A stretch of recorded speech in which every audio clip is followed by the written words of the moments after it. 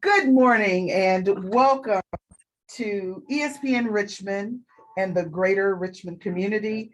We are the Women's Center of Richmond, located on the historic campus of Virginia Union University. And we're excited for our next episode of our media broadcast. As you know, we have 3 segments and we've just added a new one. We talk to fire creatives, which we're talking to one today. We have a segment that focuses on women in business or boss ladies called Bossing Up. We also have an opportunity to share with you various financial institutions and partnerships and relationships that we have at the Women's Business Center of Richmond to help you cash up. We call it Cash Connectives. And we recently added a segment called Ask Danny. You can email, you can social media, Instagram, Twitter, Facebook, any questions in. And once a month, we'll sit down with all of the questions that have come in and we will talk to you and ask questions, answer the questions that you ask. So today we're very excited to have a multi-talented individual among us. You probably know her in the greater Richmond area, but we want to get to know her as a businesswoman. Welcome, Amanda McKeithen. We're excited to learn a little bit more about what it is that you do. And some of you guys out there in social media land may see me with the my handy dandy stethoscope. That's because we want to take the pulse of what's going on with Miss Amanda. Okay. We want to examine your business and learn how people might apply some of the thought processes that you've had that have helped you be successful. You know, I don't get asked that often, but when I am asked, are you a doctor? I say, no, I play one on social media. But today we just really want to learn a little bit more about you. So welcome to the show. Thank you for having me. Thank you for coming. So first of all, before we get into the businesswoman, tell me a little bit about who you are.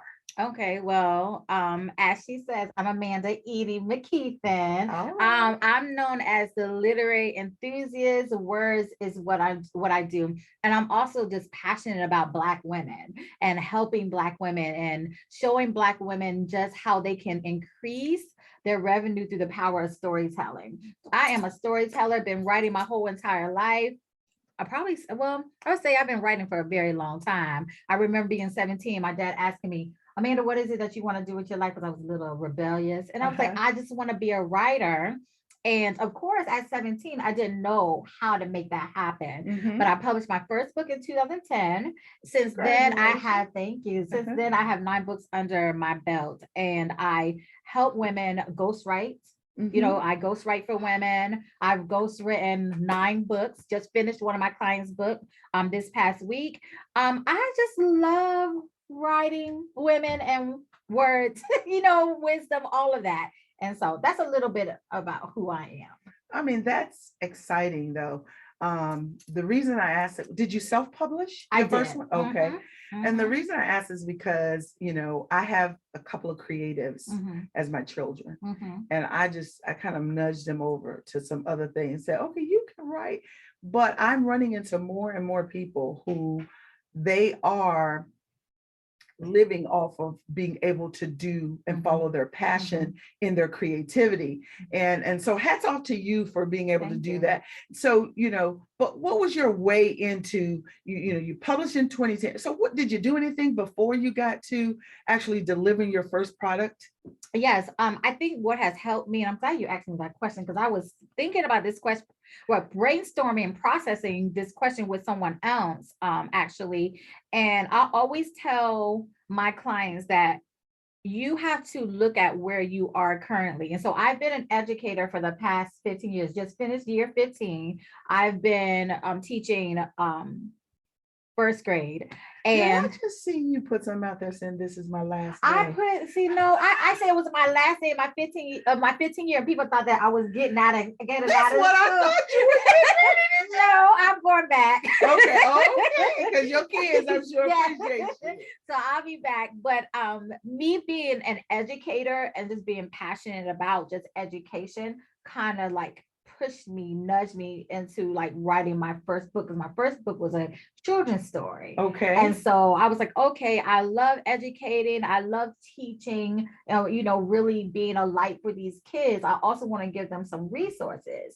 And so I think that kind of propelled me into, I've always wanted to write a book, but okay, now is the time, and I should Okay. start with a children's story. Mhm. And so that's how it started. And then from there, I've been able to build from it, Okay. Okay. build from not just focusing on children's stories. I transitioned into, okay, just helping teen girls. And so I started a teen girl or a nonprofit organization for teen girls. And I ran that for 4 years, Mhm. still writing. Then I started editing things for people. Okay. And then me going to like editing and writing papers and things like that for people caused me to come up with the Literary Enthusiast Creative Firm. So I always say my whole writing process started with me just making a decision to write that children's story. Okay. And then I was able to build Excellent. legs and Excellent. strings from that. And I have no doubt that you have inspired others to, drive forward Mhm. in their creativity, whether it was a student or someone you may have worked Yeah. with. But one of the things that we really try to expose a little bit about is the fact that things don't always go the way you want it to go. Sometimes you hit a bump in the road. Yes. And in reality, there are some authors that are out there right now Mhm. who have started, a project, and it may have been, sitting on a shelf now for Right. a few years. Mhm. Can you talk about the challenges that when you hit that road, how do you get pushed forward? Is it something internal? Is it something external? I would say that it's both. I always tell like my clients, because I'm a writing coach as well, always tell my clients is that you have to know your why. Because when you understand your why, then you're able to get through writer's block and get through these moments when you just are not feeling the creativity, or get through these moments where you put out a book and it doesn't sell well. You go back to the drawing board. Why am I doing this? I'm doing this because I want to inspire women. I want to show women that they can get free through their words and their experiences. And so regardless of what is going on, these obstacles, if I go back to my why and refocus, get inspired again, then I can get to the next step. And so with anything, I think that is super important that you know why you're doing it. Yeah. So let me ask you a quick question. Have you ever crossed paths with a writer whose why was they just want to get what was in them out in something tangible? And the reason I say that is because I've written a couple of books, Mhm. and I really wasn't focused on, am I going to make a lot of money, or Right. am I going to make money to even reimburse myself from Right. self-publishing? Mhm. It was something that needed to be told. I wrote a book about my relationship with my grandfather. Mhm. And then I published a book of Speak Life. It's a book of poems. Mhm. But it was nice to get the document that came from the Library of Congress with my numbers and stuff on it. And I've gotten 5 or 6 projects, but I really write because it's almost like leaving a legacy to my children, more so than just sell. So is that will that work? Yes, that is most of the time. Most of the time when I know for me, and also women who come to me, it's just been a nagging feeling. Like I have this thing that I need to give birth to. I need to get this out, push this out so that I can move to the next thing. And when it's something that needs to be shared, it becomes real heavy, like a weight. And so it's not about just the money. Yes, you can make money from it, but when it gets like that, you have to release it. And I find like a lot of women are coming to me and saying, you know what? I mean, I have this story and it keeps me up all night, and I need to release it so that I can heal. So that I can heal and move cathartic. To the next writing is cathartic. It is. It is. And so it's not always about the money. There's different reasons why people want to write a book, or, just like you said, to get it out, because it's it's healing, Yes. So you said you wrote a children's book. Talk to me a little bit about the other 8 or 9 books that that's come about. Is there a thematic thing that drives through? And then I want you to talk to me about some of the motivations for like the last project that you did. I always tell people that I write my life. So, I've been an educator. So a lot of times if I'm writing a children's story, I may take things from my students, experiences that have happened in my classroom, or things that have happened in my childhood, or things that my children have done, and I'll put those characters together. Okay. when you say about my last project, I'm glad you said that, because my very last project that I wrote was Shaka Loves Mama. I published it on Valentine's Day of this year, book 9. And Shaka Loves Mama was written for my daughter, who's 17. Okay. And my daughter, the mother-daughter relationship can be, you bump heads a little bit, but she currently lives with her father, and she was living with me, and it just was not working. And I had to, we had to do what was best for our relationship. And so she's currently living with her father. And for a long time this year, it just messed with me. Like, am I a good mother? Like, I let my daughter go. She wanted to go to her dad, just all these different emotions. And Shaka Loves Mama is a journey of a mother and daughter through the week, and all the different things that they do, like all the different experiences. Everything that's in that book, my daughter and I used to do, like going to the movies and painting nails and baking cookies. And she was a cheerleader. And so all her cheerleading competitions, I wanted to show my daughter that, you know what, regardless of where we are at this moment, I remember this, and I want you to think back and reflect on this. And so I wanted to highlight the beauty of the mother-daughter relationship. Wow, that sounds very interesting. Yeah. I understand completely. I have 3 boys and 1 girl, and have struggled not to compromise who I see myself as a mom with their ability to grow into the adults that they are. And that is a struggle. But I look back on my own personal relationship with my mother, and all I remember are the good things. I don't remember the disagreements or whatever. And if you have a book that reminds you of those special things, well, the other thing that I got out of what you were saying is that sometimes our kids can think, oh, we just did this because I wanted to do it. But when you write that, it helps them to know you were enriched as well. It was beneficial to you. So I love that project. So let's talk about the business aspect of what you do beyond that. So you have a couple of different streams that you work with. You write your books, you coach others, I think, what did you say? You edit. Yes, I for edit. other. So when you look at those things, your relationships, I guess, with clients and others, are they the source of you getting new clients, or do you do anything proactively from a marketing standpoint, or how do you put yourself out there that you can do those things? I feel like the biggest, and this is what I teach my clients, the biggest thing is with any business is about relationships. And I'm big on the know, like, trust factor. When people know you, they like you, they trust you, whatever you put out, they're going to buy in if it's your ideal client. A lot of times, yes, I get referrals and everything because of the relationships that I build with my current clients, and people they feel my passion. Any project or anything that I want to do in the community, most of the time I get community involvement because they understand my why. They understand, and I'm able to get people to fall in love with my why and to buy into my why. Majority of my clients, they refer me to other people. Okay. So putting out good work, being flexible, being consistent. Yes, definitely I get a lot of my clients from referrals, but also I show up online. I feel like it's super important. I show up online.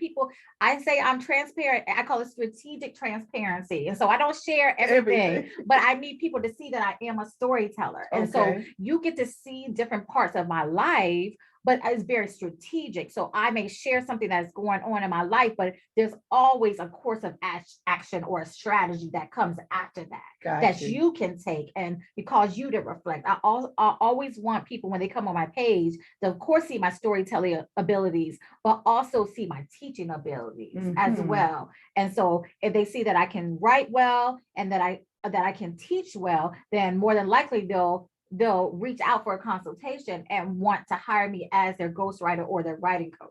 You see what I'm saying? Understood. So I'm learning, yes, the social media piece and having a brand presence is so important, but also you can't forget about just the offline marketing. That's where those building relationships are important. Definitely. I mean, you have been the best advocate that I could ever imagine for our center as a resource for Mhm. business owners, because you talked about those things that we try to emphasize at the Women's Business Center of Richmond around your branding, your Mhm. presence, leveraging all media outlets as a Mhm. means of getting that, making sure that you're putting out good work. I mean, these are some of the things that sound basic, Mhm. but that sometimes people need to be reminded that that's how Right. you can grow your business stably, right? Because sometimes you have so much success so fast that you don't really think about all the small things that it really takes to sustain that level Right. of business. And so that's outstanding. So have you ever had to fire a client?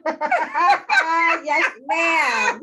Yes, ma'am. Because if it's like messes with my peace, I'm like, okay, I will send the deposit, the retainer back, and everything. Like, I cannot do this. And so, yes, all money isn't good money. Oh my God, I feel like I'm talking to myself. Miss Sharon's in the studio with us today, but I tell my kids that all money It's isn't good money. And not. guess what? My piece is priceless. Yes, it is. I'm like, if I cannot, if you are going to drive me crazy and impact my creativity, I can't work with you. And that's okay, because I believe that God's going to send the right people that's going to replace that person. And it never fails. It never fails. At one time when I was first starting with my business and got serious with my business, I was chasing people. Right now, I don't chase. I always say this: if you build it, they will come. So I build these stories, I build this brand, and I attract the people that are called to me, because we're all called to serve a certain type of person. You are in my. And so I track those things, Yes, and I've yes. had to learn that just as a businesswoman, just as a woman in general. Everything that is meant for me is for me. I don't have to go chase it.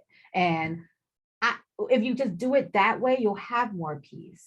Yes, yes, yes. And so that's just where I'm at 41. That's just where I am. Oh, well, that is jumping ahead. You are listening to the Women's Business Center Richmond Wow radio broadcast with ESPN Richmond 106.1. We are talking to the literary enthusiast. Mhm. So tell me about coming up.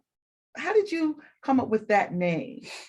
Oh, you know what? That's a good question. I think you're the first person that's asked me that.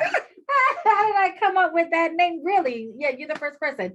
Well, I love all things literary, books, writing, all of that. So I felt that that was fitting. And then I'm enthusiastic. I feel like sometimes I'm just like a really just passionate, and I just have this high energy, and I felt like it just fit. Just who I am, my personality, and what I do. And so that's just how it happened. Yeah, I think we were pretty impressed when the selection committee that was putting together the nominees and everything. And I was like, this is exciting and interested. I mean, it's something that, I kind of grew up in Richmond. So I didn't have, I think a lot of people who encouraged me to write. Shout out to Mrs. Smith that was over at Henrico High School, because she was the first person who said, you should write. And I thought I was going to go to Hampton University and I was going to major in, but I didn't. I ended up going a different direction, all technical and everything, but I never left behind my poems. And as you mentioned, you write your life. Yeah. That's where I found that in there. So those are things that, motivate me. Now I'm in a different place, and I'm working on some words that are designed to nurture the heart of a woman, right? Through trauma, through childbirth, through all of the transitions we go through menopause. And so, I don't know when that's going to be fully baked, but I like that idea. So I'm curious, when you think about, you mentioned that you put out there, you're very deliberate and intentional, and that allows you to attract the people that are right to come into your space that you can really work with. And then it's this mutual give and take. But you as a publishing company, is that something that you do through literary enthusiasts, or do you help people and then they go and they secure their own printers, publishers, and things like that? Are you connected into the whole value web of being an author? So what I do is I take them through the process. I don't publish for them, but I show them every single step. I guide them through, okay, if they hire me to ghostwrite, I'll write for them, I'll format it, get all the cover design, all of that. I do that whole process with them. And then I don't just leave them hanging. I show them how to go on Amazon or whatever, KDP Publishing, and submit their, their work. And I tell them what they should do, how they should have a 6-month marketing plan, how you shouldn't just start marketing when you finish. Yes. Like it should be a process through the very beginning to when it's published. And so, no, I never leave my clients hanging because I was left hanging. I had no idea. Wow. I had no idea what to do. I've had to learn over these 12 years. And so I want to, at the end of the day, if I know I'm called to help Black women, help women, I want to make it easy for them, especially when they invest in it. You're investing your money, you're investing your time, I want to make sure that it does well. And so I'm not going to leave you hanging, even after they have already gone through my program and everything like that. They know they can always come to me and get brainstorming ideas of what they should do next and things like that. So as I was starting to mention that I didn't feel that so much when I was young in Richmond and looking at writing. Is there a strong ecosystem for writers in this area? Or I guess I'm curious to know, what do you do to keep going? Like, do you go off to conferences and retreats? But is there an infrastructure, an ecosystem that supports, burgeoning writers? I feel like we could do better. Okay. Most definitely. I feel like that we could do better. I think that sometimes the writers are overlooked. Okay. The authors are overlooked. And, that's when I'm talking to, authors, aspiring authors, and I'm saying, okay, yes, your writing can change the world and your writing can bring income. Sometimes they look at me like I'm crazy because they don't see it. You see what I'm saying? And so I'm a big believer in being a trailblazer. Okay. And sometimes you got to just create the path for people to come behind you. Okay. And so that's why I'm passionate, in Richmond about, okay, you need to write this book, you need to write this book, and showing the way. I get more women to jump on board, then yes, we can create the infrastructure that is going to young people can look at and say, oh yeah, Amanda Edie McKeithen did it. Oh, Dr. Danni did it. Oh, I know I can do it, and I'm going to get the support, and I can, build streams from it. Like, we give them a framework. It just takes it takes someone just doing it. Okay. So you published your book in 2010. So you've been doing that.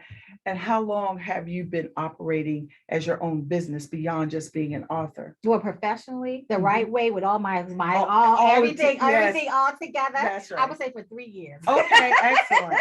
I know, because again, that's another challenge that we have at the Women's Business Center. There are a lot of resources in this area, whether it be, SBDC, for people to get into business, but there are so many more people doing business in Richmond as opposed to doing it with registered with the SEC, and the importance of that is that COVID kind of showed us up when there were opportunities. They couldn't take advantage of those opportunities. So if anyone is listening and you are operating your business and you're doing it as a DBA or you just a sole proprietor, you have no protection, legal protection, you're exposed.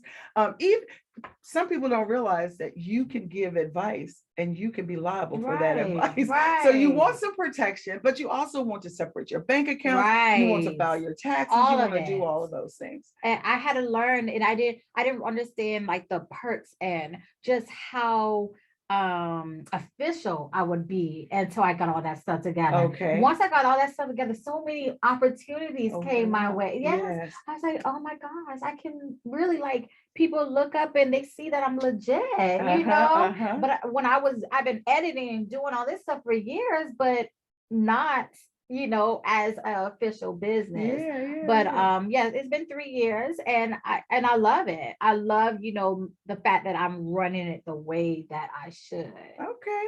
So how do people get in contact with you? You mentioned that you're all over social media. What are your hashtags or? So on Facebook, I am the literary enthusiast. I believe that is Facebook slash storytelling and RVA.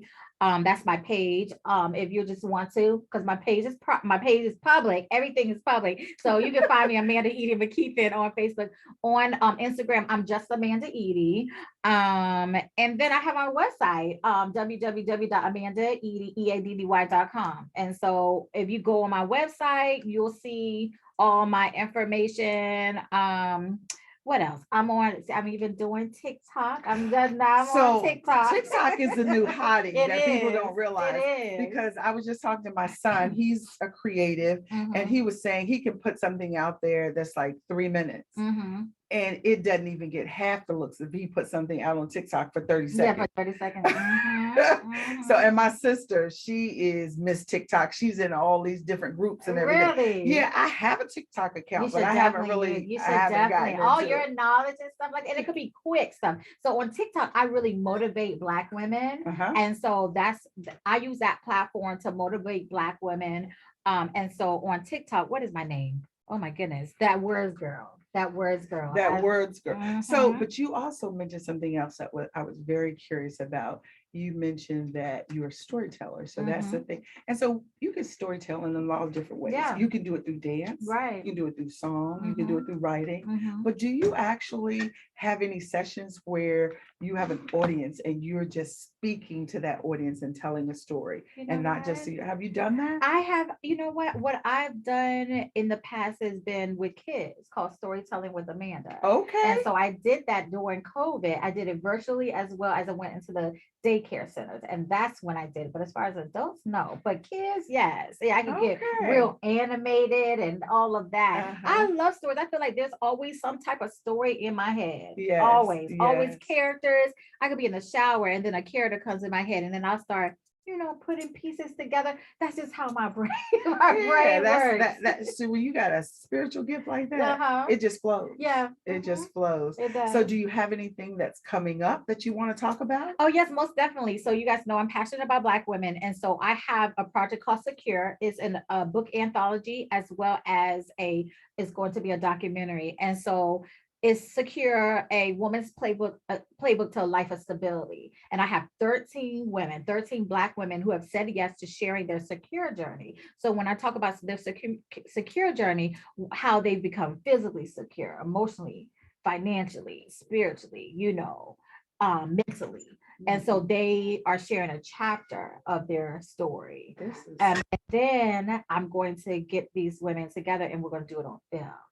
And so, I mean, that's beautiful. And I like how you play off of things. If you I'm thinking about how musicians do sometimes, and they'll sample something and that's something hits you because you connect with that song, but because you connected with their sample, now you getting into their world and their words. When you say Secure, the first thing I thought about is how much fanfare we had about the show Insecure. And I was like, oh, that's precious because we really need to be over here with security. So, and then their journey. That's just that part. I'm looking forward to that. So, I mean, we want to thank you for blessing us today with your presence. I am enriched. I will follow up. I need your services. And we hope if there are folks that are out there that are looking at dusting off that book. We always talk about dusting off your business plan and come to us and help us. We'll help you refine it. But if they have something, if you want to give birth to a project in writing, then we want to support what you're doing because at the end of the day, we're here for each other. So thank you for joining us today at ESPN Richmond 106.1 with the Women's Business Center of Richmond, Winning with Wow radio broadcast. We're out. So I don't even know how to stop this thing, but he knows how to edit. So let me see. It is Zoom, but I'm looking for his record.